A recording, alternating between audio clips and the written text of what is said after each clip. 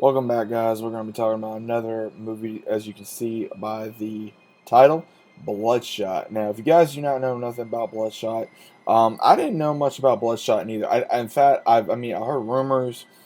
Comic book character that literally just came to life. Vin Diesel's returning as the Marine Ray Garrison, who is dies and then comes back to life as this unstoppable killing machine.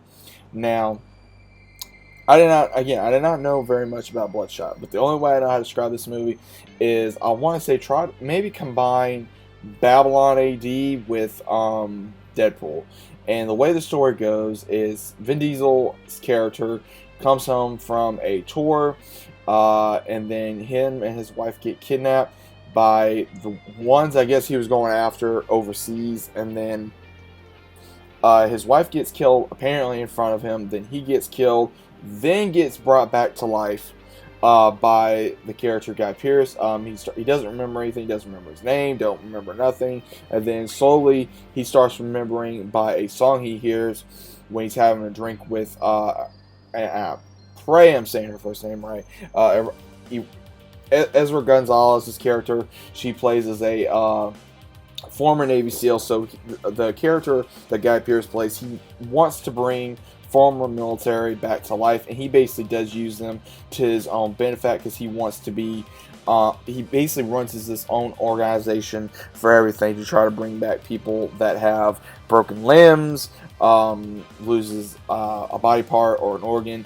And when he does bring back Vin Diesel's character, he puts nanotechnology inside him, nanobites in his blood, to where if anything happens to him, they are able to recover and repair his tissue, his blood, any limbs, and just brings it back significantly quick.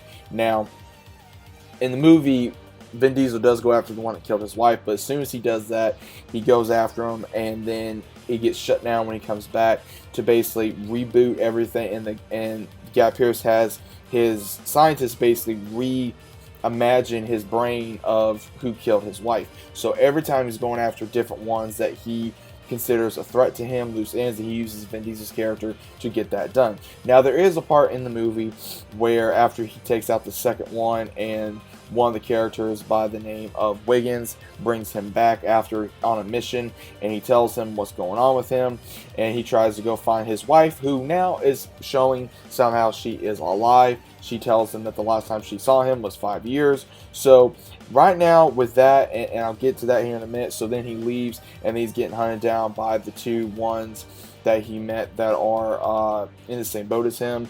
They bring him back, and then it gets shown that he basically wants to be used again, and then it does get through this entire fight of Wiggins as well as the character Katie try to bring him back, and they do, and then we have this massive battle that goes throughout the entirety of the movie, and then it goes into at the very end of the movie where Wiggins brought back the character Ray, as well as also Katie helped as well. They were able to defeat Guy Pearce's character and the other mercenaries that he was able to bring back as well. And it kind of just goes into the end of them three, I guess, forming their own little group and trying to have their own freedom. Now, there's a lot of unanswered questions in this film. Did he die actually over in wherever he was overseas? That's debatable. And that was just memories they put in. Or did that actually happen and was someone just posing as his wife?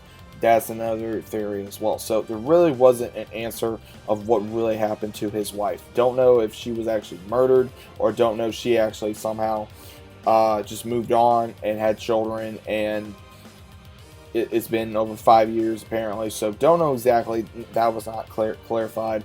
Don't know if there's going to be a second one, depending on how this one does. Now, I was able to watch this online. I did not go see this in theaters, but I was able to watch it online, and that's the reason why I'm able to do this for you guys. But I want to get you guys' thoughts on Bloodshot. I mean, is it the best comic book movie? Not really. This is more of an origin story of Bloodshot. Now, to my knowledge, this has nothing else to do with the MCU or the DC universe. Nothing to my knowledge that has to do with that. This is a out-of-the-box character that really had nothing to do with it. So it pretty much it's got a mix between Punisher, Deadpool, and Wolverine a little bit in this because necessarily Bloodshot was not very well known. I mean, I never really heard of Bloodshot until now, and I'm really just digging into the character because no one knew what this character was. All we knew is that he was a killing machine, and he pretty much was like a Deadpool slash Punisher, to my knowledge. Now, if you go into anything else, I think they've tried to bring him in the MCU. I'm not 100% sure on that, so don't quote me on that. There's been a lot of back and forth. I think he was just a standalone issue, sort of like how Spawn was. Spawn was not part of the MCU, of the DCU. So I think this is pretty much like what they did was that there are other comic characters out there that did not make it into those worlds, and they were a standalone series. So we're gonna see what happens. I think the movie was entertaining. Was it the best movie? No. Was it entertaining? Yes. I enjoyed it. I thought it was interesting. Am I looking forward to a sequel? Possibly. There could be a sequel in works later on down the line. I would not mind watching it. But it's one of those. Is it necessary to see it? No. You can probably go see it when it comes out on Redbox or DVD or even Netflix. It's one of those, it ain't a must-see, but it's one of those if you guys just want a casual, action shooter, type of flick, you guys can go check that out. And again, if you guys are fans of Vin Diesel, like I am, I mean, that's why I watched, because I'm a fan of his work. I enjoyed it. So, again, is it the best movie? No. Is it a good movie? Yes. Is there some things I didn't really care for in the movie?